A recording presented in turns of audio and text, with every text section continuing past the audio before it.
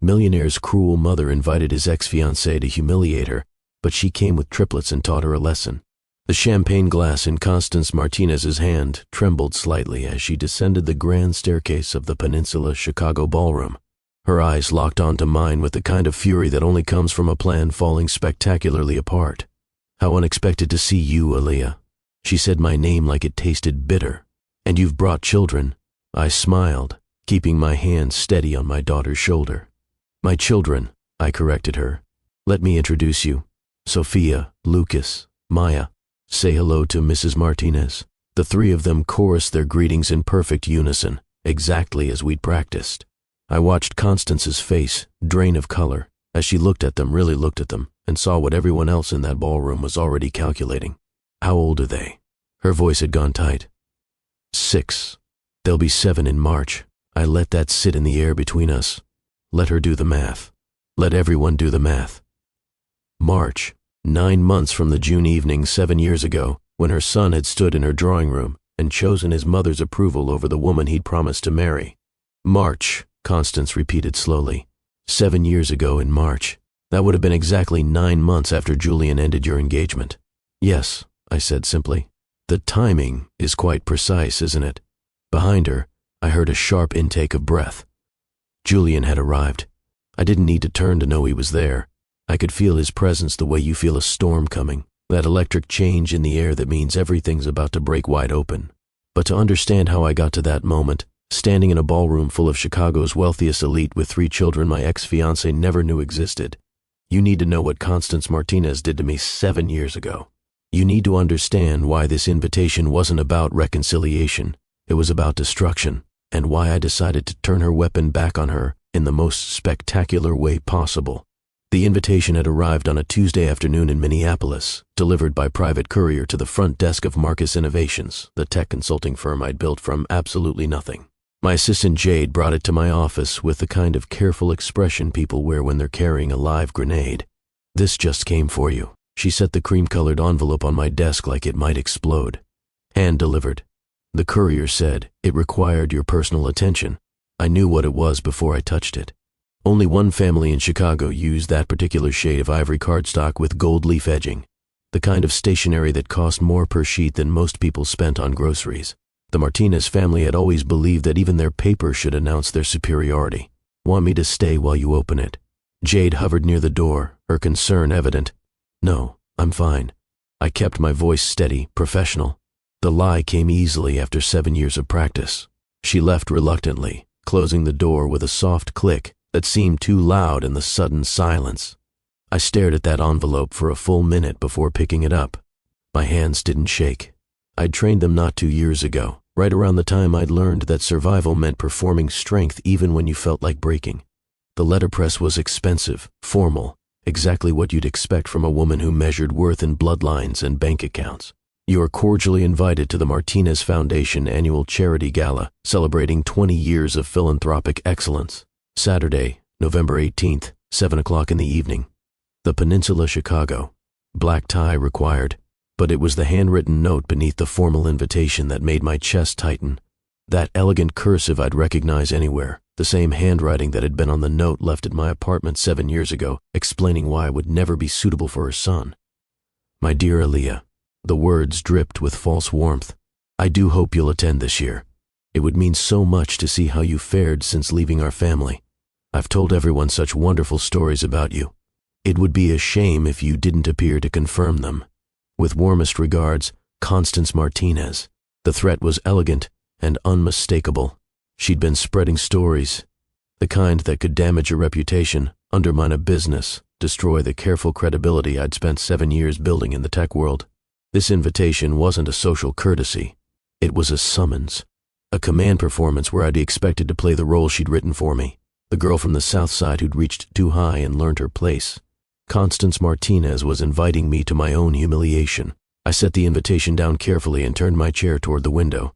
From my corner office on the 19th floor, I could see the Minneapolis skyline, the city that had become my refuge when Chicago had broken me. Out there was a life I'd built with my own hands. A company worth $43 million. A team of 127 employees who depended on me. a reputation as one of the most innovative tech consultants in the Midwest, and at home, waiting for me to pick them up from their after-school program, were 3 6-year-olds who had no idea their father existed.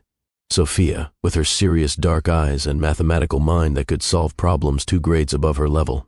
Lucas, with his infectious laugh and the kind of fearless curiosity that meant I was constantly fishing him out of places he'd climbed into. Maya, with her artist soul and the devastating emotional intelligence that meant she always knew when I was sad, even when I smiled.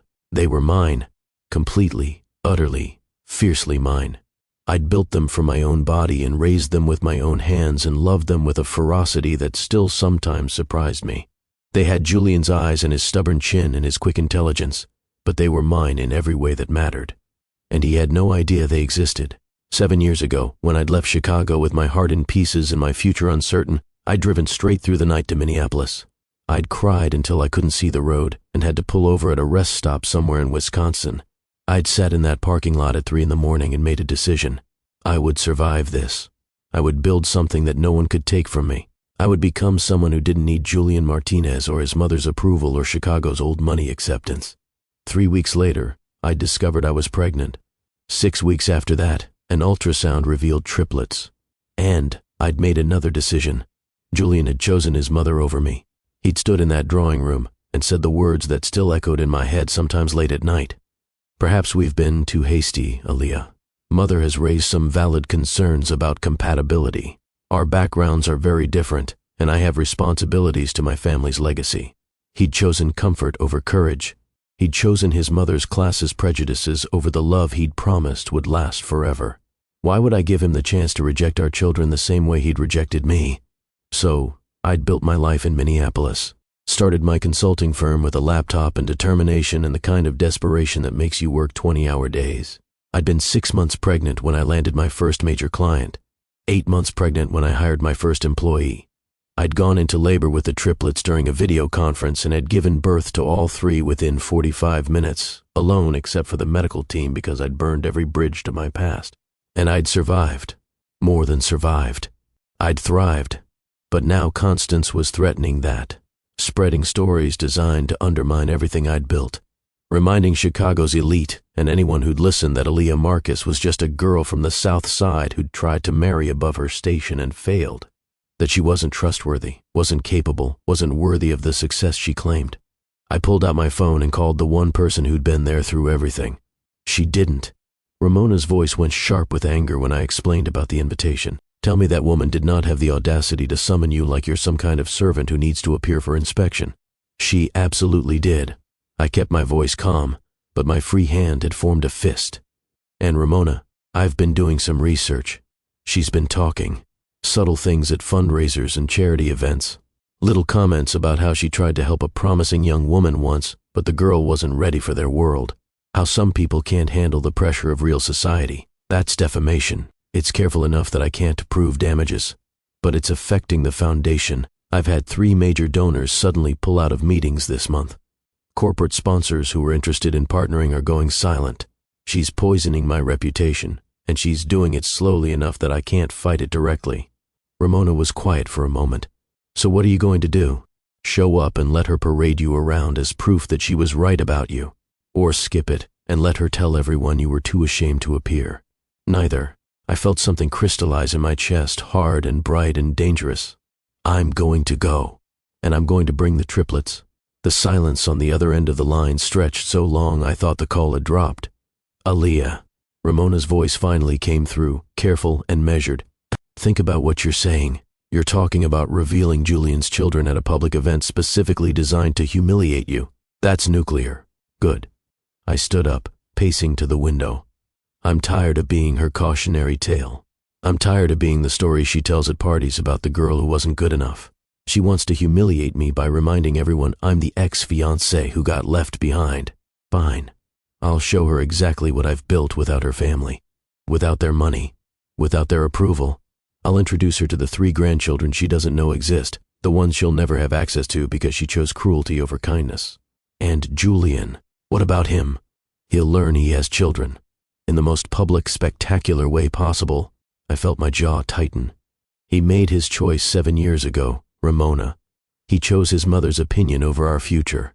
He gets to live with the consequences of that choice, including missing the first 6 years of his children's lives. This is going to change everything, I know, but staying silent isn't protecting us anymore. If Constance is actively damaging my business, my reputation, then I need to act. And if I'm going to act, I'm going to make it count. After we hung up, I stood at the window for a long time, watching the sun set over Minneapolis, the city I'd fled to 7 years ago, broken and pregnant and terrified. The city that had given me space to rebuild myself into someone stronger. Somewhere out there, my children were finishing their day, probably covered in paint from Maya's art class or arguing about whether dragons could realistically achieve flight, given their probable wing-to-body ratio. That was Sophia's current obsession, applying physics to fantasy. They deserved to know their father, not because Julian deserved to know them, but because every child deserved access to their complete identity. I'd always planned to tell them eventually, when they were old enough to understand the complicated truth. But Constance's invitation had moved up that timeline, and if I was going to tell them, if I was going to introduce them to Julian, I was going to do it on my terms, in a way that made it clear I wasn't asking for anything. Not his money, not his family's acceptance, not even his presence in their lives unless he earned it. I was going to walk into that ballroom and show Chicago society exactly what Constance Martinez had missed out on when she decided I wasn't good enough for her family. That evening, after I'd picked up the triplets from their program and supervised homework and served dinner, after the chaos of 3 6-year-olds getting ready for bed had finally settled into the calm of bedtime stories, I sat on the edge of Sophia's bed. Lucas and Maya had already migrated from their own rooms, as they always did. The triplets couldn't stand being separated, especially at night. I need to talk to you three about something important. Sophia sat up straighter, her dark eyes going serious. She'd always been the most solemn of the three, carrying the weight of being the firstborn, even if it was only by 7 minutes. Are we in trouble? No, baby. Nothing like that. I gathered them close, one arm around Sophia, Lucas tucked under my other arm, Maya curled against my side. Remember how we've talked about your father, about how you have a dad who doesn't know about you because the situation was complicated, because he hurt you and you had to leave. Maya's voice was soft. You said sometimes grown-ups make mistakes that hurt other people, and you had to protect yourself and us. That's right. My heart ached at how much they understood, how carefully I'd tried to be honest without burdening them with adult pain. Well, something has changed. We've been invited to a party in Chicago, a fancy party, and your father will be there. Will we meet him? Lucas's eyes went wide with the excitement that was his default setting. Yes, he'll learn about you for the first time. I paused, making sure they understood. I need you to know that however he reacts, whatever he says or does, it doesn't change anything about us. We're complete exactly as we are. We don't need him to be okay. We're already okay. What if he doesn't want us? Sophia asked the question with her characteristic directness, cutting through to the fear at the heart of everything. Then that's his loss, not yours. I pulled her closer. You three are extraordinary. You're brilliant and kind and creative and strong. If he can't see that, if he can't appreciate the gift of knowing you, then he's the one missing out, not you. Why are we going if he might not want us? Maya's emotional radar was pinging, picking up on tensions I was trying to hide. Because there's a woman at this party, his mother, who's been saying unkind things about me. Things that could hurt our business and our foundation, and I need to show her that I'm not ashamed of our life. I'm proud of what we've built. I'm proud of you three, and I'm not going to let anyone make me feel small ever again. Are you scared, Mama? Lucas snuggled closer. A little bit. I admitted the truth because I'd promised myself I'd never lie to them. Sometimes we have to do things that scare us because they're the right thing to do. This feels like the right thing even though it's hard. We'll protect you, Sophia declared with fierce certainty. If anyone is mean to you, we'll tell them to stop. My fierce little warrior. I kissed the top of her head, breathing in the smell of her strawberry shampoo. Thank you, baby. But I need you three to just be yourselves. Be polite and kind like we've practiced. Let me handle the grown-up stuff. Your job is just to be the amazing kids you already are. Can I wear my purple dress? Maya asked, her mind already moving to practical concerns. The one with the sparkles? Absolutely. In fact, we're going to get you all special outfits for this party. We're going to look so good that everyone will remember we were there, like superheroes. Lucas asked. Exactly like superheroes. But instead of capes, we'll have confidence. Instead of super strength, we'll have truth. We're going to walk in there and show them who we really are." They peppered me with questions after that. What kind of party? Would there be food they liked? How long would they have to stay? Could they bring their tablets in case they got bored? I answered each one patiently, building their comfort with the plan, making it feel like an adventure rather than a confrontation. After they finally fell asleep, tangled together in Sophia's bed like puppies, I stood in the doorway and watched them. These 3 humans I'd built and birthed and raised. They had Julian's thick dark hair and his sharp cheekbones.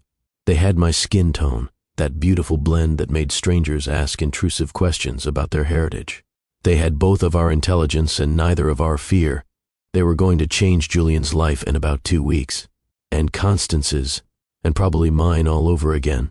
I pulled out my phone and opened a new contact.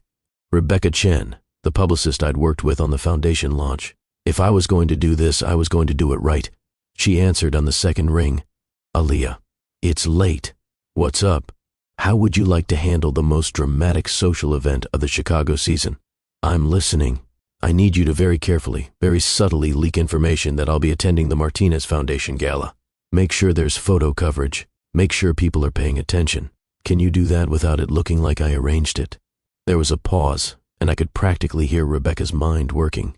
"This is about your ex-fiancé's family, isn't it? The ones who thought you weren't good enough. It's about showing them exactly how wrong they were. And Rebecca, I'm bringing my children, Julian's children, that he doesn't know exist." Holy shit. Her voice went sharp with interest. "Aaliyah, that's nuclear. I know. So, can you help me? Can I help you publicly prove that one of Chicago's oldest families missed out on their own grandchildren because they were too classist to accept you?" Her laugh was delighted. "Hell yes, I can help you. This is going to be legendary. Over the next week, I became a woman on a mission." I hired Rebecca and gave her careful instructions. Nothing too obvious, just strategic mentions to the right people. A comment to a society blogger about my travel plans. A reservation at a hotel in Chicago that just happened to get noticed. A dress fitting that someone just happened to mention on social media. The whispers started exactly as I'd planned. Aaliyah Marcus was attending the Martinez Gala. The ex-fiancé who disappeared 7 years ago was coming back to Chicago. People were curious. People were talking. Perfect. I commissioned outfits for the triplets from a designer I'd worked with before. Nothing too ostentatious, but elegant and expensive in a way that would photograph well. Sophia's would be emerald green, making her look regal and serious. Lucas would wear a miniature tuxedo that would make him look like the heartbreaker he was probably going to become. Maya's rose-colored dress would bring out the warmth in her skin and make her look like the artist she already was. For myself, I chose midnight blue, a color that said power without aggression, confidence without arrogance. The dress was custom, designed to fit perfectly, with a neckline that was elegant rather than provocative. I wanted to look successful, not desperate for attention. I arranged for a vintage Rolls-Royce to pick us up at our hotel and deliver us to the peninsula. Not a private jet like in some fantasy version of this story, but something with impact. Something that said old money without trying too hard. I consulted with my lawyer about custody protection, drawing up documents that established my sole parental rights while acknowledging Julian's biological connection. If he wanted access to the children after this, it would be on my terms with legal protections in place. And I prepared the triplets, carefully, age-appropriately, turning it into a game of sorts. We practiced walking into a room with confidence. We practiced polite greetings. We practiced what to do if someone asked them uncomfortable questions. Just say, "You'll have to ask my mama." We practiced staying close to me in a crowd. Maya worried about whether people would be nice. Lucas wanted to know if there would be other kids there. Sophia asked tactical questions about timing and logistics that made her sound like she was planning a military operation. They were ready, or as ready as 6-year-olds could be for the moment that would reshape their lives. Ramona came over the night before we were scheduled to fly to Chicago. She found me in my closet, staring at the midnight blue dress hanging there like it held all the answers. "You're really doing this. I'm really doing this." She sat on the edge of my bed, watching me with the kind of careful attention that came from 10 years of friendship. "Talk to me about what you're actually feeling. Not the strategic plan. Not the logistics. What's happening in your heart right now?" I sat down next to her, letting my shoulders drop from the rigid posture I'd been maintaining for days.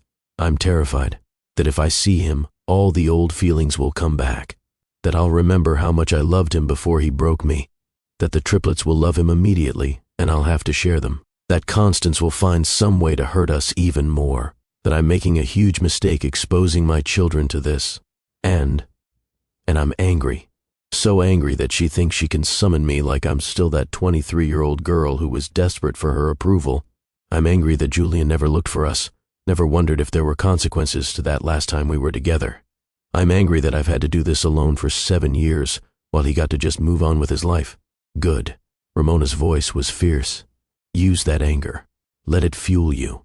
Walk into that ballroom like you own it, because Aaliyah, you've earned the right to own every room you enter. You built an empire. You raised 3 kids alone. You survived what should have destroyed you. That woman invited you there to humiliate you, but you're going to flip the script entirely. What if I can't? What if I get there and I just freeze? You won't, because you're not doing this for you. You're doing it for them. She gestured toward the triplets' rooms. You're doing it to protect the business that feeds them, the foundation that helps other single parents like you were. You're doing it because staying silent stopped being an option the moment Constance decided to weaponize your past. She was right. I'd survived worse than a party full of judgmental rich people. I'd survived heartbreak and poverty and single parenthood of triplets. I'd survived building a company from nothing while nursing 3 infants. I'd survived every single thing that was supposed to break me. I could survive this too. The flight to Chicago the next morning felt surreal. I'd booked a small private charter, not out of ostentation, but because I couldn't face managing 3 excited 6-year-olds on a commercial flight while trying to maintain my composure. The triplets treated it like the adventure I'd promised, pressing their faces to the windows and arguing about cloud shapes. As we descended toward Chicago, I saw the skyline emerging through the clouds. The city I'd fled 7 years ago, driving through the night with tears streaming down my face and my entire future uncertain. The city that held both my greatest heartbreak and the origin of my greatest joys since the triplets had been conceived here. We landed at a private airfield, and a car was waiting. Not the Rolls-Royce yet. That was reserved for the actual Gala entrance. This was just a sleek black town car to take us to our hotel. The triplets were quiet as we drove through the city, sensing my tension. Maya held my hand. Lucas pressed against my side. Sophia watched everything with those serious eyes, cataloging details like she was preparing for battle. Our hotel suite was elegant and comfortable. I'd splurged because if I was doing this, I was doing it right. The triplets explored every room, declaring the bathroom with the large tub their favorite. I ordered room service for an early dinner, knowing they'd need to eat before the gala. As the sun started to set over Chicago, I began the process of getting everyone ready. This took significantly longer with 3 children than it would have alone. Lucas spilled juice on his first shirt and needed a backup. Maya's hair required 45 minutes of careful work to get the curls just right. Sophia insisted on doing her own shoes because she was independent like that. By the time I got myself ready, we were running slightly behind schedule, which was fine. I'd planned to arrive fashionably late anyway, late enough that most guests would already be inside, late enough that our entrance would be noticed. I stood in front of the mirror, looking at the woman reflected there. She looked confident, successful, completely at ease. She looked nothing like the broken girl who'd left this city. The midnight blue dress fit perfectly. My natural hair was styled in an elegant updo that had taken the hotel salon 2 hours. Diamond earrings I'd bought myself last year caught the light. I looked like I belonged in any ballroom in any city, like I'd earned my place through merit, not marriage. The triplets gathered around me, and I knelt down to their level, careful not to wrinkle my dress. Remember what we talked about. Stay close to me. Be polite. If anyone asks you questions that make you uncomfortable, you can always say they need to ask me. And most importantly, remember that you're amazing exactly as you are. Nothing that happens tonight changes that. We're ready, Mama. Sophia took my hand with the kind of seriousness that made my heart ache. We're going to be brave for you. You're always brave. I kissed her forehead, then Lucas's, then Maya's. But thank you, baby. The vintage Rolls-Royce was waiting outside the hotel. The driver opened the door with practiced elegance, and I helped the triplets inside before sliding in myself. The leather seats smelled expensive. The interior was immaculate. This was a car designed to make an entrance. As we drove toward the peninsula, My phone buzzed with a text from Rebecca. Media is in place. You're going to have full photo coverage, break a leg, or break some hearts. Either works. I smiled despite my nerves. The city passed by outside the windows, familiar and foreign at the same time. We crossed streets I used to walk with Julian, past restaurants where we'd had dates, drove by the park where he'd first told me he loved me. That felt like a different lifetime, a different Aaliyah who'd believed in fairy tales and forever. This Aaliyah knew better. This Aaliyah had built her own kingdom and didn't need anyone's permission to be royalty. The peninsula came into view, lit up against the darkening sky. Red carpet stretched from the curb to the entrance, lined with photographers and onlookers. I could see elegantly dressed people making their way inside, Chicago's elite turning out for one of the season's major social events, and I was about to detonate a bomb right in the middle of their carefully orchestrated evening. The Rolls-Royce slowed as we approached.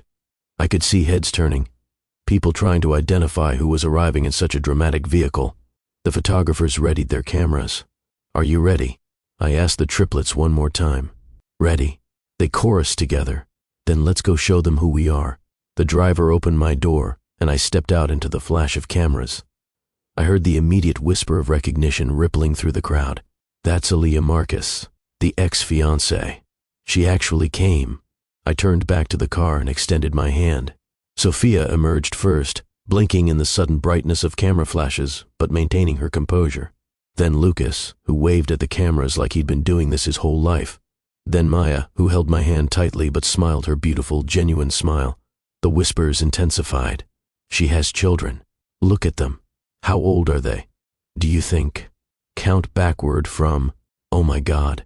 I stood there for a moment, letting them look, letting them see.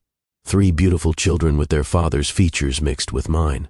3 undeniable consequences of a relationship that had supposedly ended cleanly 7 years ago. Then I took Sophia's hand, Lucas took my other hand, and Maya held onto Sophia. We walked up that red carpet like we owned it, like we had every right to be there, like we were exactly where we belonged. The photographers shouted questions. Miss Marcus, who are the children? Miss Marcus, does Julian Martinez know about them? Miss Marcus, are they his? I smiled and kept walking. No comment necessary. The truth was walking beside me. Inside the lobby of the peninsula, the noise from outside faded to elegant quiet. Crystal chandeliers cast warm light over marble floors. A string quartet played something classical and soothing. Staff in formal attire directed guests toward the ballroom. I could feel eyes on us. Could hear the whispers starting up again among the people lingering in the lobby. Could see recognition and shock and calculation happening on faces all around us. Mama, everyone is staring, Lucas whispered. Let them stare. I squeezed his hand gently. We have nothing to hide. The ballroom doors were open ahead of us. Through them, I could see the party in full swing. Hundreds of Chicago's wealthiest and most influential gathered in their designer gowns and custom tuxedos. White orchid centerpieces on every table. More crystal chandeliers. A raised platform where I knew the Martinez family would be holding court. This was it. The moment everything changed. I took a deep breath, felt the triplets steady beside me, and walked through those doors. The effect was immediate and rippling. The conversation nearest the door faltered first. Then the silence spread like a wave across the ballroom as people turned to look. As they recognized me, as they saw the children, I heard my name whispered 100 times in the space of 30 seconds. Aaliyah Marcus. She actually came. Those are children. They look just like 7 years ago. You don't think. Count the timing. Oh my God. I kept my head high and my smile pleasant. The triplets stayed close, handling the attention better than I'd dared hope. We moved further into the ballroom, and the crowd parted to let us through. Not out of respect, out of shock. And then I saw her. Constance Martinez stood on the raised platform at the far end of the ballroom. She wore silver, her white hair styled in an elegant twist. She'd been in conversation with someone, but had frozen mid-sentence, her champagne glass halfway to her lips. Our eyes met across the crowded ballroom. I watched her face cycle through emotions. Shock first, then recognition. Then her gaze dropped to the triplets and something like understanding dawned, followed immediately by fury. She set down her champagne glass with deliberate care and began descending the steps from the platform. moving toward us through the crowd like a queen approaching an insurgent. I stood my ground and waited. Let her come to me. Let everyone watch this happen. Constance reached us, and the nearby conversations died completely. Everyone wanted to hear this. The woman who'd driven me out of Chicago 7 years ago, facing the woman I'd become in her absence. Aaliyah. She said my name like she was pronouncing judgment. How unexpected to see you here. I had no idea you'd accepted my invitation. The lie was smooth. We both knew she'd expected me to either not show up or arrive alone and cowed. I wouldn't miss it for the world. My voice came out steady, warm even. Thank you so much for inviting me, Constance. It's been too long. Her smile was practiced perfection. And you've brought. Her pause was delicate, cutting. Guests, my children. I placed my hand on Sophia's shoulder. Let me introduce you. This is Sophia Grace, and Lucas Emmanuel, and Maya Catherine. Triplets. Say hello to Mrs. Martinez. Hello, Mrs. Martinez. Their three voices blended together, polite and sweet. I watched Constance's face very carefully, watched her eyes move from one child to the next, watched her catalog the features they'd inherited from her son, watched her arrive at the conclusion everyone else in this ballroom was already whispering about. How charming. Her voice had gone brittle. And how old are they? 6. They'll be 7 in March. I let that information hang in the air between us. March. Anyone could do the math. 9 months before March was June.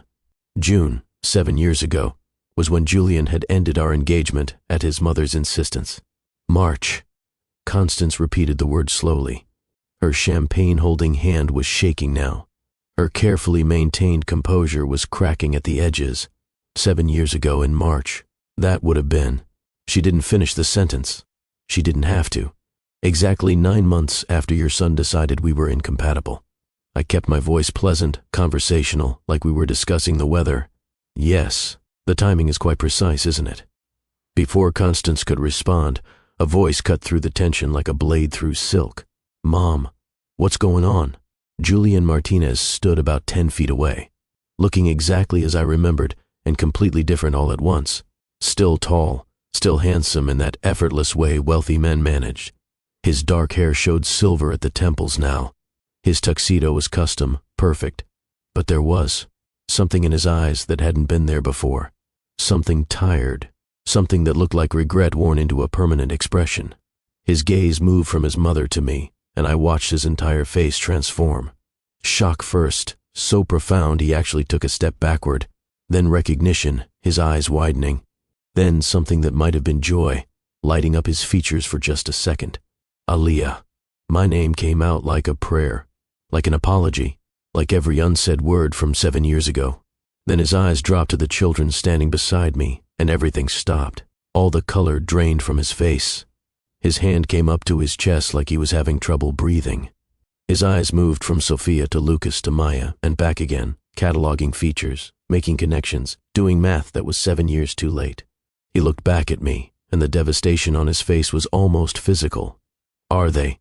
His voice broke. Aaliyah, are they mine? The ballroom had gone completely silent now. Hundreds of people holding their breath, witnessing this private devastation play out in public. I could have been cruel, could have made him suffer, could have drawn this out. But my children were watching, and I'd promised myself I wouldn't let them see me be petty, no matter how much I'd been hurt. Biologically, yes, I kept my voice steady. In every other way that matters, they're mine alone. I built their lives without you, Julian. Without your money or your family or your approval. They're happy. They're healthy. They're loved completely. Everything they are has nothing to do with you. The words landed like stones in still water, and I watched the ripples of impact spread across Julian's face. He looked like I'd struck him physically, his hand still pressed against his chest, his breathing shallow and rapid. How old? His voice was barely a whisper. 6. They just turned 6 in March. I watched him do the math again, as if doing it twice would change the answer. His eyes were wet now, tears threatening to spill over in a way I'd never seen during our entire relationship. The Julian Martinez I'd known 7 years ago had been too controlled for public emotion. This man looked like he was falling apart. I have 6-year-old children. He said it like he was testing the reality of the words. Triplets. I have. His voice broke completely. I missed 6 years. Mama. Maya tugged at my hand, her voice small and worried. Why is that man crying? The innocence of the question cut through the adult tension like a knife. Several people nearby made soft sounds of sympathy or shock. Julian looked at Maya like she'd appeared out of thin air, this small person with his mother's eyes and his artistic sensitivity asking why a stranger was upset.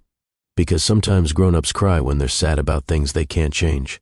I kept my voice gentle, bending down slightly to Maya's level. It's okay, baby. He's not hurt. He's just feeling a lot of feelings all at once. Julian took a step forward, then stopped himself, like he'd suddenly remembered he had no right to approach. Can the first?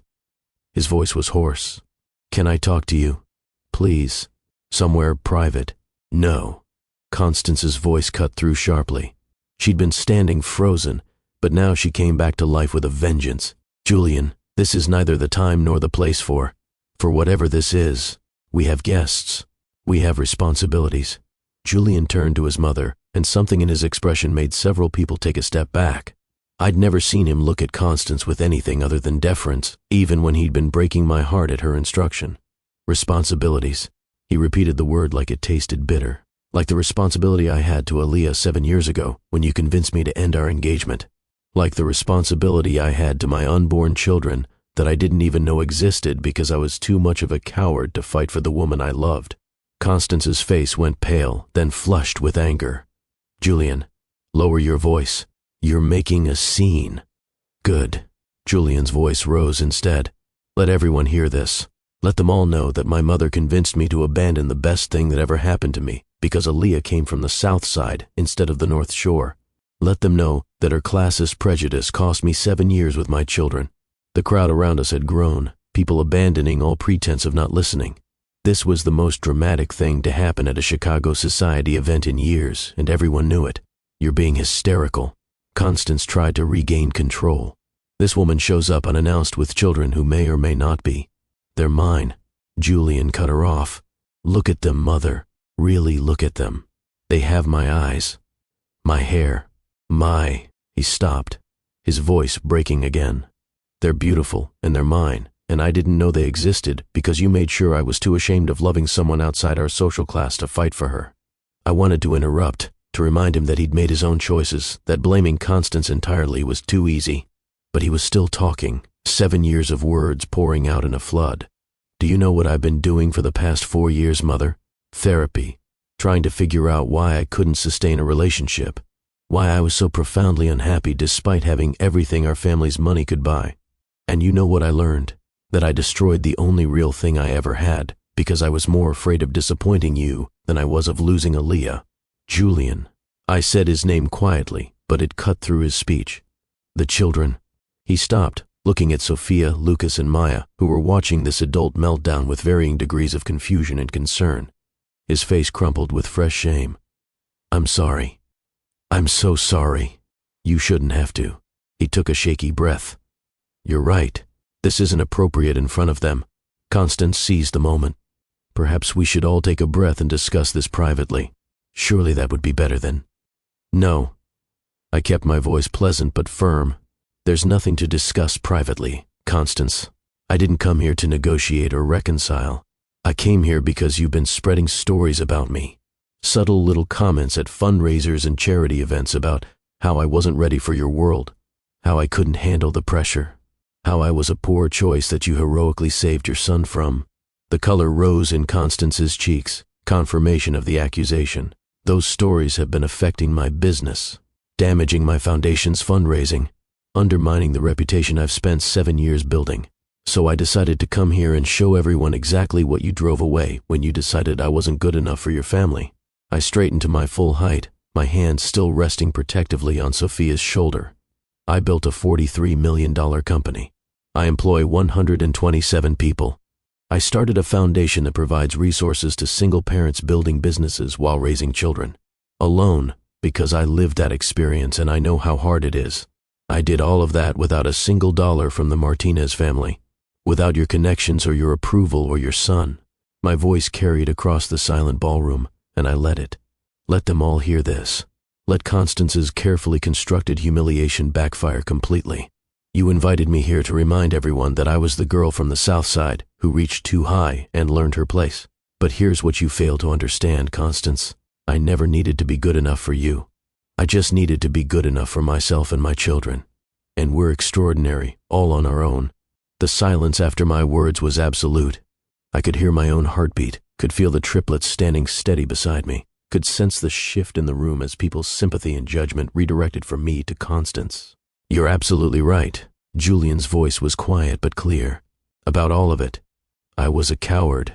I let my mother's opinion matter more than the woman I loved. I chose comfort over courage, and I've regretted it every single day since. He took a careful step closer, his eyes on me, ignoring his mother completely. When you left, I thought I'd made the right choice. It took me about 3 months to realize I'd made the worst mistake of my life. I looked for you, Aaliyah, for almost 2 years. I hired investigators. I called everyone we'd known together. I tried everything to find you. You didn't try hard enough. The words came out harder than I'd intended, but they were true. You're right. I didn't. Because part of me thought that if you'd wanted to be found, you would have been. I thought I'd hurt you so badly that you'd moved on, and I had to respect that. I never imagined. He looked at the children again, fresh pain crossing his face. I never imagined there were consequences I didn't know about. These aren't consequences, I corrected him sharply. They're human beings. They're my children, who happen to share your DNA. But Julian, don't mistake biology for relationship. You don't get to walk in here and claim them because you're sad about what you missed. I'm not. I wouldn't. His hands were shaking. I know I have no rights here. I know I destroyed any claim to your trust or their lives. But Aaliyah, please, I'm begging you, let me know them. I'll sign whatever legal documents you want. I'll accept any boundaries you set. I'll restructure my entire life if that's what it takes. Just please don't shut me out completely. Before I could respond, Sophia spoke up. Her voice was quiet, but carried in the silence. Are you our father? The direct question from a 6-year-old silenced every adult in the vicinity. Julian looked down at her, at this small, serious person who had his eyes and his analytical way of cutting through complexity to simple truth. Yes, his voice cracked. I am. I didn't know you existed until about 5 minutes ago, which means I missed the first 6 years of your lives, and I'm more sorry about that than I know how to explain. But if you'll let me, I'd like to get to know you now. Why didn't you know we existed? Sophia's follow-up question was relentless. Where were you?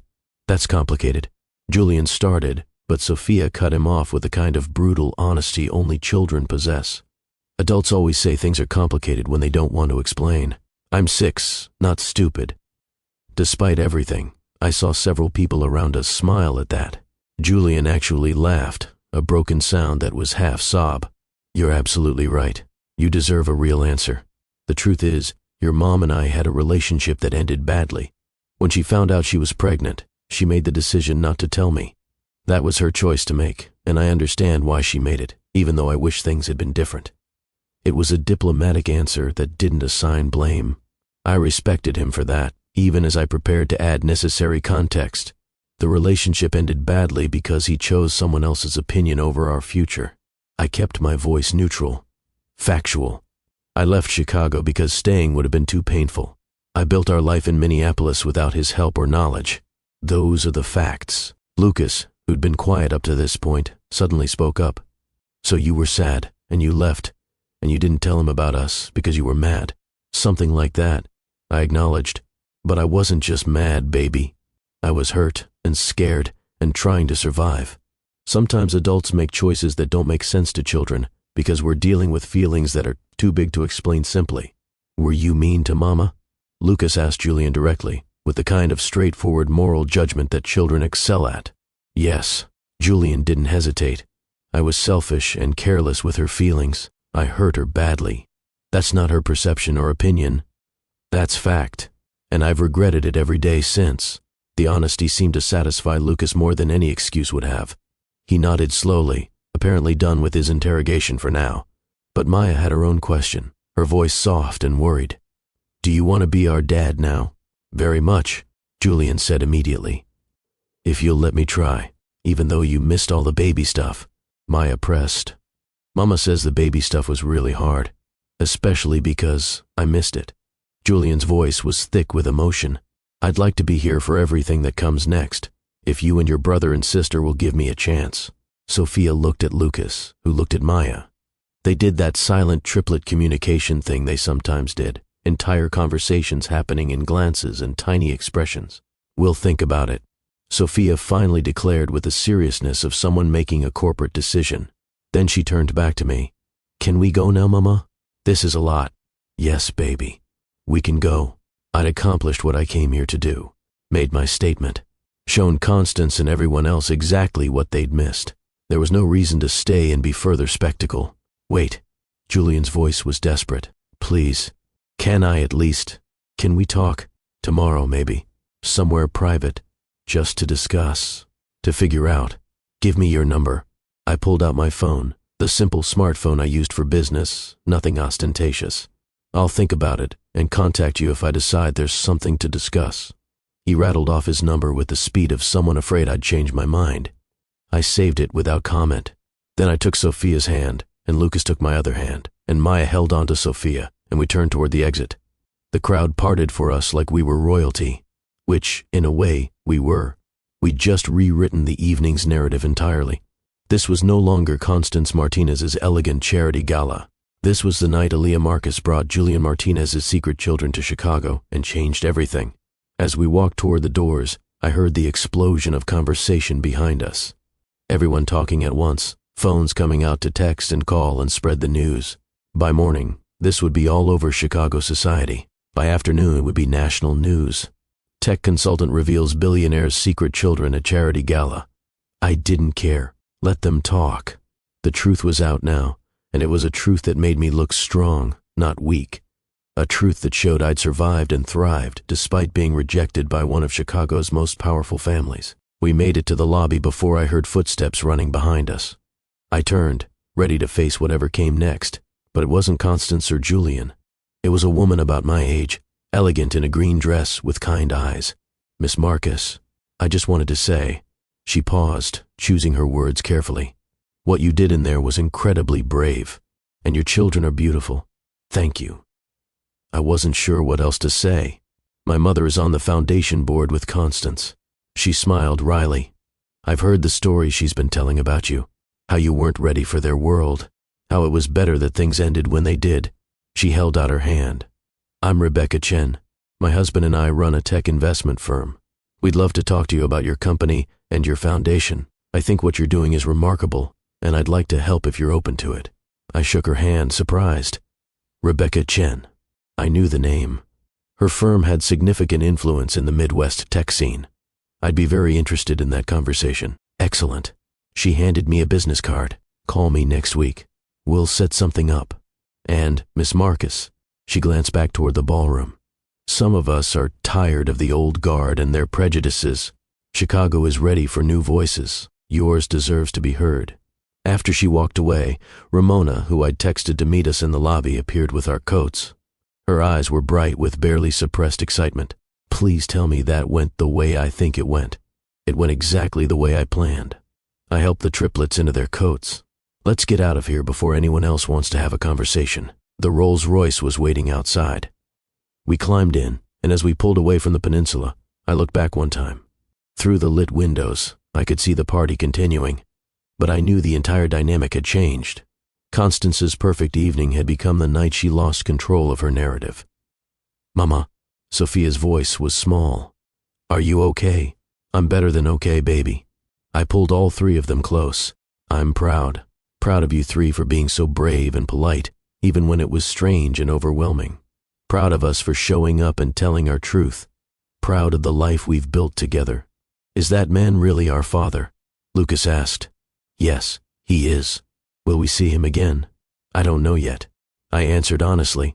"That depends on a lot of things, whether he's serious about wanting to know you, whether he's willing to do the work to earn a place in your lives, whether I can trust him not to hurt you the way he hurt me." "What do you think?" Maya asked with her characteristic emotional intelligence. "Do you think he's serious?" "I think he was shocked and emotional tonight. Sometimes people feel things very strongly in the moment, but those feelings don't last. We'll wait and see if he's still just as committed tomorrow and next week and next month.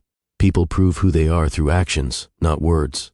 Back at the hotel, I helped the triplets into their pajamas and tucked them into bed in the suite's second bedroom.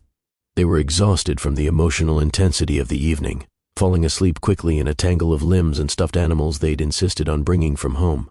I stood in the doorway watching them sleep, these three perfect humans who'd come from heartbreak and determination. They deserved a father who would show up consistently, who would love them without reservation, who would put them first instead of choosing comfort or appearance or his mother's approval. If Julian couldn't be that person, then we were better off without him. We'd been fine for 6 years. We'd continue being fine. My phone buzzed. A text from a number I'd just saved. Julian. Please. I know I have no right to ask anything of you, but can we talk tomorrow? I need to. I need to understand. I need to know them. I need to try to fix this. I stared at the message for a long time. Part of me wanted to delete it, block his number, fly back to Minneapolis in the morning and forget this entire night happened. That would be easier, safer. It would protect my heart and the triplets from potential disappointment. But the triplets had asked direct questions about their father. They deserved answers that went beyond the careful explanations I'd been giving them for years. They deserved the chance to know where they came from, even if that knowledge was complicated. I typed back, tomorrow, 2 p.m., the hotel lobby, 1 hour. You can ask your questions, and I'll decide if you get any more time than that. His response came immediately. Thank you, I'll be there. Thank you. I set my phone down and walked to the window. Chicago spread out below me, lights glittering in the darkness. This city held so much history for me. Love and heartbreak, hope and devastation.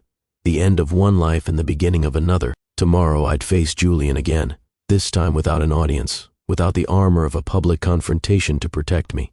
Tomorrow I'd have to make decisions about whether to let him into our carefully constructed life. But tonight I could rest in the certainty of what I'd accomplished. I'd walked into Constance Martinez's territory and come out victorious. I'd shown her and everyone else that being underestimated was their mistake, not my failure. I'd taught her a lesson she wouldn't forget. That cruelty has consequences. That the people you dismiss might come back stronger than you ever imagined. That love and determination could build empires that old money and prejudice could never touch. If you've been following this story, if you're invested in what happens next between Aaliyah and Julian, I need you to do something for me right now. Hit that subscribe button, because this is just the beginning of the transformation. The confrontation is over, but the real work of rebuilding trust, of giving second chances, of figuring out if broken things can be made whole, that's all ahead. Drop a comment telling me what you think.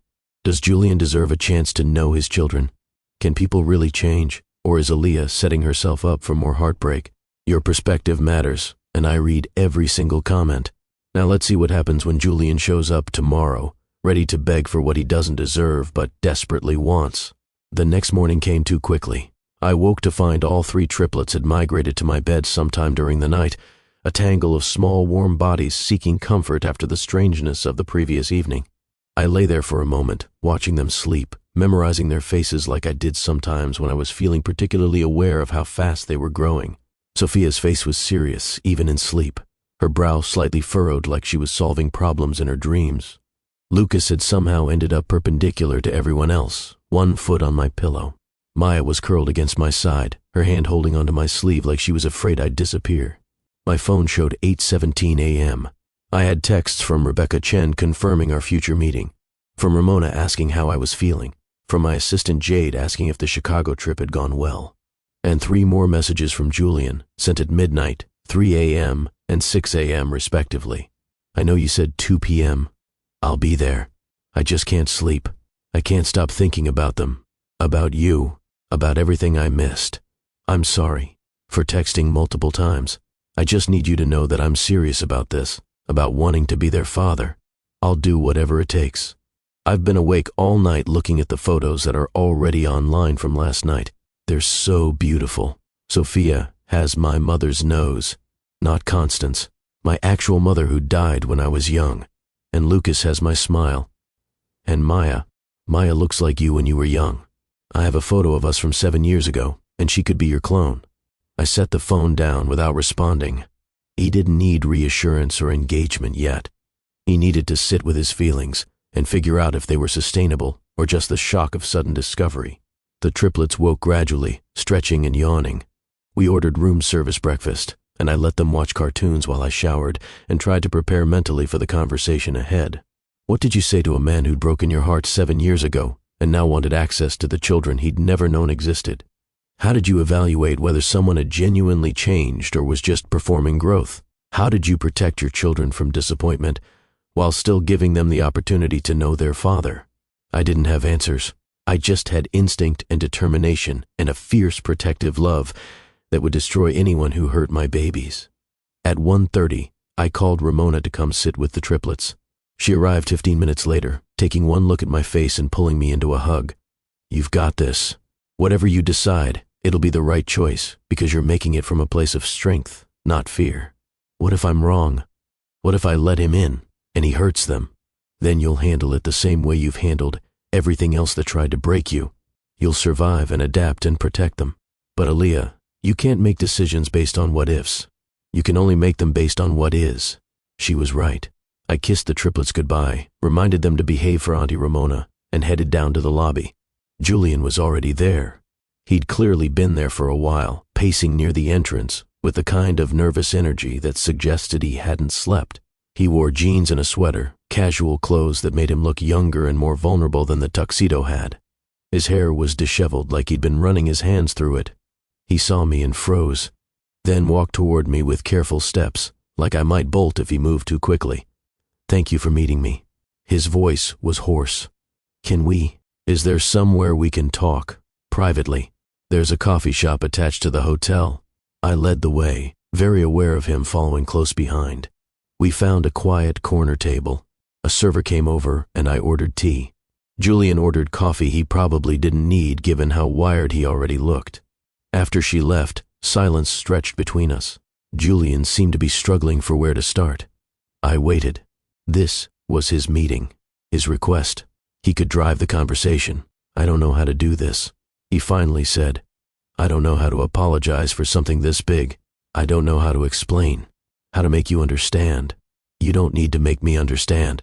I kept my voice level. I already understand, Julian. 7 years ago, your mother convinced you that I wasn't good enough for your family, that our different backgrounds would be a problem, that choosing me meant choosing against your legacy and responsibilities. And you believed her. You chose her opinion over our future. I understand perfectly. He flinched. When you say it like that, it sounds true. I finished. It sounds true because it is true. You can dress it up in nicer language if it makes you feel better, but the facts don't change. You're right. He looked down at his coffee cup. You're absolutely right, and I have no excuse. I was 28 years old enough to know better, and I let my mother manipulate me into abandoning you. I told myself I was doing the responsible thing, that I was being realistic about compatibility, but the truth is I was just a coward who chose comfort over courage. Why? The question came out sharper than I intended. Why are you telling me this now? What do you want from me, Julian? I want to know my children. He met my eyes. I want the chance to be their father, even though I know I don't deserve it. I want to prove that I'm not the same person I was 7 years ago. People don't change that much. Some do. He leaned forward. Aaliyah, I've spent the last 4 years in therapy, working on myself, figuring out why I couldn't sustain any relationship after you, why I was so profoundly unhappy despite having everything money could buy. I learned that I'd built my entire identity around other people's expectations.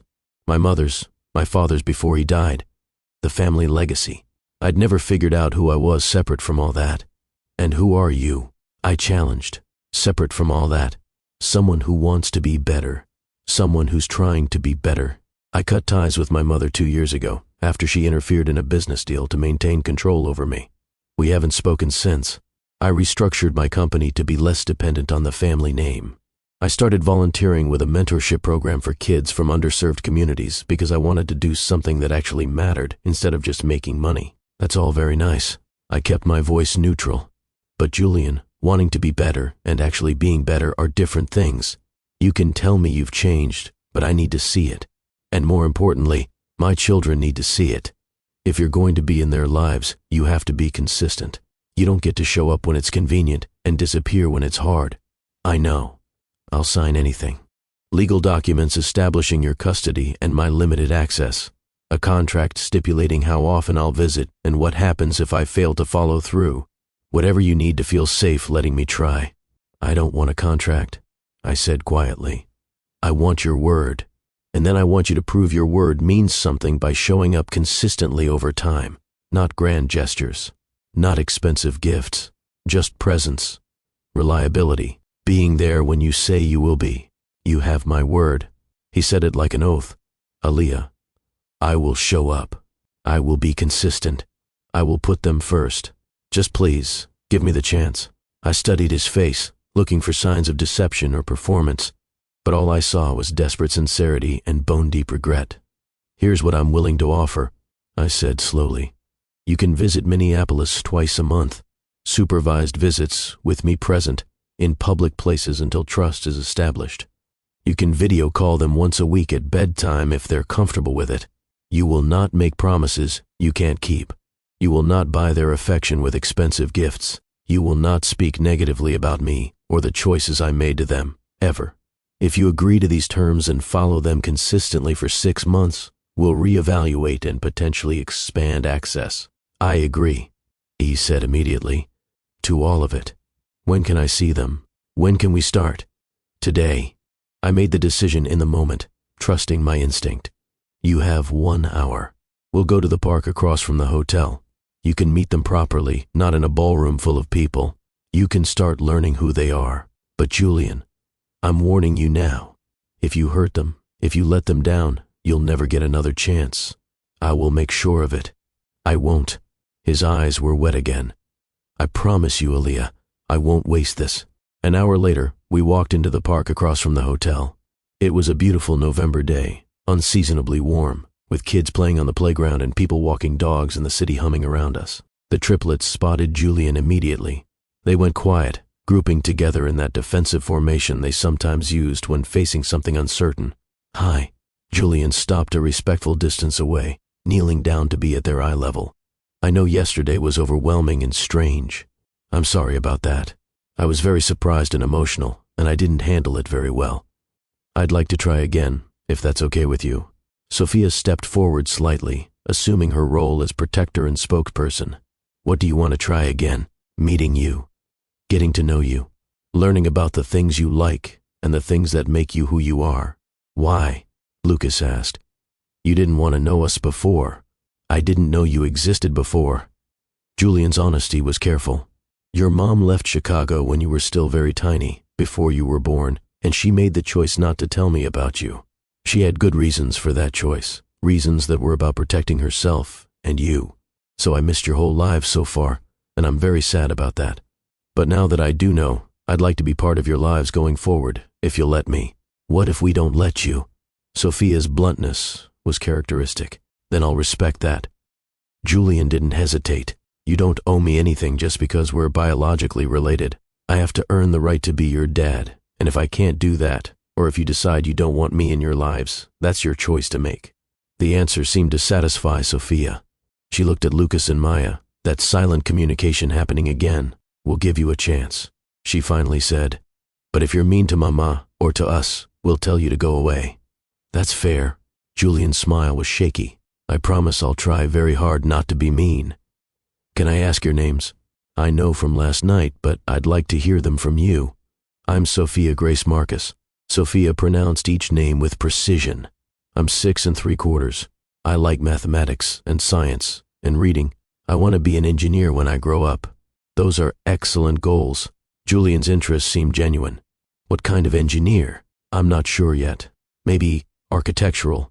I like how buildings stay standing. I studied architectural engineering in college. Julian's face lit up. Before I switched to business. Maybe I could show you some of the basic principles sometime if you're interested. Sophia's eyes brightened. That would be acceptable. Lucas went next. I'm Lucas Emmanuel Marcus. I like robotics and soccer and making people laugh. I want to invent something important. What kind of something? I don't know yet. Something that helps people. Maybe a robot that can do chores so moms don't have to work so hard. I like the way you think. Julian's voice was thick with emotion. Your mom works very hard. A helper robot sounds like a great invention. Then Maya, who'd been hanging back, stepped forward shyly. I'm Maya Catherine Marcus. I like art and music and stories. I want to paint beautiful things. What kind of beautiful things? Everything. Maya's face became animated. Flowers and dragons and people and feelings. You can paint feelings, you know, with colors.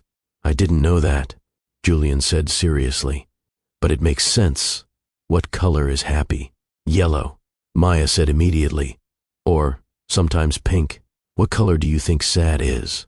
Blue, Julian answered. Or maybe gray. Gray is lonely, Maya corrected. Blue is when you miss something. You're absolutely right. Julian looked at her with wonder. That's a much better description. They talked for the next hour. Julian asked questions and actually listened to the answers. He didn't talk down to them or oversimplify. When Sophia explained the physics problem she was working on, he engaged with the actual mathematics. When Lucas demonstrated a robot he'd built from a kit, Julian asked technical questions about the programming. When Maya showed him photos of her artwork on Aaliyah's phone, he looked at each one like it belonged in a museum. He was good with them, patient and interested and genuine. It hurt to watch, if I was honest with myself. Hurt to see what we could have had 7 years ago if he'd been brave enough to choose me. But he hadn't been, and I'd survived that rejection and built something beautiful anyway. As the hour drew to a close, Julian stood up slowly, reluctant to leave. Can I see you again? He asked the triplets. I'd like to keep getting to know you if that's okay. The three of them looked at me for permission. I nodded. He can visit in Minneapolis 2 times a month, and he can call you before bed once a week if you want to talk to him. Okay, Sophia said. That seems reasonable. Julian looked at me, and the gratitude in his eyes was overwhelming. Thank you. I know that's not enough, but thank you. Don't thank me. I kept my voice firm. Thank me in 6 months if you've actually shown up consistently. Words are easy, Julian. Actions are what matter. I understand. I'll prove it. I promise. We walked back to the hotel together, the triplets chattering about the park and the ducks they'd seen. Julian walked slightly apart from us, like he understood he wasn't part of our unit yet, just someone orbiting around it. At the hotel entrance, he knelt down one more time. Thank you for giving me a chance, he told the triplets. I'm going to work very hard to be a good dad to you. After he left, Maya looked up at me. I like him. He listened when I talked about colors. He seems nice. Lucas agreed. But Mama, are you sure he won't be mean?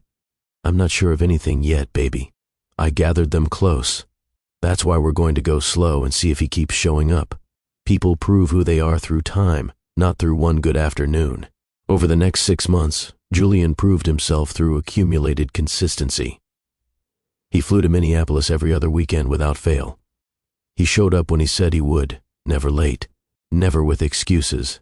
He called every Tuesday and Thursday evening at 7:30, bedtime for the triplets, and talked to each of them for 10 minutes. The conversations evolved from stilted to comfortable. Sophia started showing him her math homework during video calls. Lucas told him about soccer practice and robotics competitions. Maya would hold up her artwork and explain the feelings she was trying to capture. Julian sent thoughtful gifts, never excessive. Books about architecture for Sophia, a robotics kit that was 1 level more advanced for Lucas, professional grade colored pencils for Maya, things that showed he was paying attention to their interests, not trying to buy their love. He came to soccer games and art shows and a robotics competition where Lucas's team placed 3rd. He sat in the audience with other parents and cheered at appropriate moments and never tried to make it about him. He was careful with me, respectful of boundaries, never pushing for more than I offered. Our interactions were polite and focused on the children. He didn't try to reminisce about the past or suggest we could be anything more than CO parents. And gradually, almost imperceptibly, my walls began to crack. I noticed small things. The way he'd remember that Sophia didn't like loud noises and would warn her before a soccer game got rowdy. The way he'd learned all the words to Lucas's favorite song and would sing it with him. The way he'd asked Maya about specific art projects she'd mentioned weeks earlier, proving he'd been paying attention. He'd changed. Or maybe he'd finally become who he was supposed to be all along, once he'd stepped out from under his mother's shadow. Ramona noticed too. He's consistent, she observed after watching Julian show up for the 4th weekend in a row. Most people's novelty enthusiasm wears off by now, but he's still here, still engaged, still trying. I know. And how do you feel about that? I don't know. I admitted. Scared, mostly. Scared that I'm starting to trust him again and it's a mistake. Scared that he'll prove me right by disappearing. Scared that he won't disappear and I'll have to figure out what that means. It was 7 months after the gala when Julian made his announcement. We were at a park in Minneapolis, the triplets playing on the playground while we sat on a bench nearby, falling into a CO parenting routine that had become almost comfortable. I've been thinking, Julian said carefully, about relocating to Minneapolis. I turned to look at him sharply. That's a significant decision. I know. But Aaliyah, I'm tired of weekend visits. I'm tired of video calls when I could be there in person. I want to be part of their daily lives, not just a visitor who shows up twice a month. I want to be there for soccer practice and homework help and random Tuesday afternoons. What about your company? Your life in Chicago? My company can function with me working remotely. I've been restructuring things for months, building up my executive team so I can delegate more. As for my life in Chicago, he paused. I don't really have one. I have work and an empty condo and acquaintances I see at business functions. That's not a life. This, he gestured toward the playground where our children were laughing. This is a life, and I want to be part of it. The kids would be thrilled, I acknowledged. And you, how do you feel about it? I'm terrified. The admission came out before I could stop it. Of you being close all the time. Of having to see you regularly instead of just twice a month. Of what it means that I'm not completely horrified by the idea. Julian turned to face me fully. Can I tell you something? Not as the father of your children, just as me to you. I'm not sure that's a good idea. I'm going to say it anyway. He took a breath. I never stopped loving you, even when I thought I'd never see you again. Even when I tried to move on and date other people and build a life that didn't include you. There was always this Aaliyah-shaped hole in my chest that nothing else could fill. Julian, I know you don't feel the same way. I know I destroyed whatever you felt for me 7 years ago. I'm not asking you to love me back or give me another chance romantically. I just need you to know that everything I'm doing, the moving here, the restructuring my life, it's not just about the kids. It's about being close to you, even if all I ever get to be is their father and nothing more to you. The honesty was devastating. I stared at him, at this man who'd broken my heart and spent 7 months trying to piece it back together. You can't just say things like that. Why not? It's true, because it's not fair. My voice rose slightly. You don't get to walk back into my life and tell me you still love me after what you did. You don't get to make this complicated when I've spent 7 years learning to be fine without you. Are you fine without me? He asked quietly. Yes, the lie came automatically. The truth was more complex, messier, harder to admit. Okay, he accepted it without argument. Then I'll be here as their father only. I'll move to Minneapolis and be present in their lives and keep my feelings to myself. But Aaliyah, I needed you to know, just once, that loving you was never the mistake. Giving up on loving you was. He moved to Minneapolis 6 weeks later, found a modest house in a good neighborhood about 15 minutes from ours, set up a home office and continued running his business remotely, established himself as a permanent presence in the triplets' lives, and he kept his word. He didn't push for more than co-parenting, didn't make inappropriate comments or try to manipulate me with declarations of love, just showed up consistently for school events and bedtime calls and weekend activities. But something had shifted. Maybe it was his confession. Maybe it was the accumulated months of watching him be a good father. Maybe it was just that my heart was tired of being armored all the time. I started noticing him differently. The way he'd laugh at Lucas's terrible jokes. The patience he showed when Sophia explained complex mathematical concepts. The genuine interest he had in Maya's artwork. The way he'd look at me sometimes when he thought I wasn't watching, with a longing that was painful to see.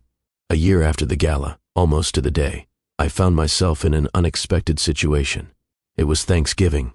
I'd invited Julian to join us for dinner because the triplets had asked, and I couldn't say no to their hopeful faces.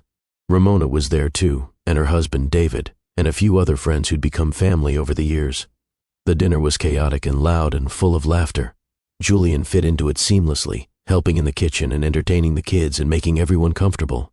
At one point, I looked across the table and caught him watching me with such open affection that my breath caught. After dinner, after everyone had left and the triplets were in bed, Julian helped me clean up. We worked in comfortable silence, a domestic routine that felt dangerously normal. "Thank you for including me today," he said as he dried the last plate.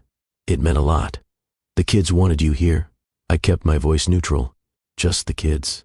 I looked at him, at this man who'd spent a year proving he could change. "Julian, what are you asking me?" "I'm asking if there's any chance." He set down the dish towel. "Any possibility that you could forgive me. Not forget. I'm not asking you to forget, but forgive enough to maybe let me try again. Not as we were 7 years ago, but as who we are now. I don't know if I can trust you with my heart again." The admission felt like stepping off a cliff. I know, and I know I'd have to earn that trust slowly, over time. But Aaliyah, I'm already here. I'm already showing up every day. I'm already committed to this family. The only question is whether you'll ever let me be part of it in the way I want to be, which is, as your partner, not just the father of your children, as someone who gets to love you openly and build a life with you and be there for all of it, not just the parenting parts. I was quiet for a long time, my heart warring with my head. My head said this was dangerous, that people didn't really change, that I was setting myself up for the same heartbreak. But my heart remembered how to hope. "I need time," I finally said. "More time to be sure this is real and lasting. To trust that you won't choose comfort over me again if things get hard. Take all the time you need." He moved closer, carefully, like I might bolt. "I'm not going anywhere. I'll prove it every day for the rest of my life if that's what it takes." 6 months later, he was still there, still consistent, still showing up, still choosing us every single day. And one evening, when he'd come over to help Lucas with a robotics project and ended up staying for dinner again, something in me finally softened completely. We were cleaning up together, another domestic moment in a series of hundreds. He said something that made me laugh, and when I looked up, he was watching me with that expression again. Love and longing and patience. "Julian." I said his name softly. "Ask me again." "Ask you what?" "If there's a chance." He went very still. "Is there?" "Yes." I took a step closer. "I'm terrified and I'm still not completely sure this isn't a mistake. But yes, there's a chance. If you're willing to be patient with my fears and my walls and all the ways I'm still protecting myself, I'll be so patient." He closed the distance between us, his hands coming up to cup my face with heartbreaking gentleness. "Aaliyah, I will spend every day proving that I choose you, that I choose us, that I'll never make that mistake again." He kissed me then, soft and careful, and full of 7 years of longing. And I let myself kiss him back, let myself hope, let myself believe that maybe broken things really could be mended if both people were willing to do the work. The door to the kitchen burst open and 3 triplets tumbled in, then froze. "Are you kissing?" Maya's eyes went wide. "Does this mean you're together?" Sophia asked with her characteristic directness. "Does this mean we're a real family?" Lucas's voice was hopeful. Julian and I looked at each other, then at our children. "Yes," I said. "We're together. We're going to try to make this work as a real family." The triplets erupted into cheers, piling on us in a group hug that nearly knocked us both over. "Finally," Sophia declared. "We've been waiting forever." 2 years after the gala that was supposed to humiliate me, I stood in a different venue entirely.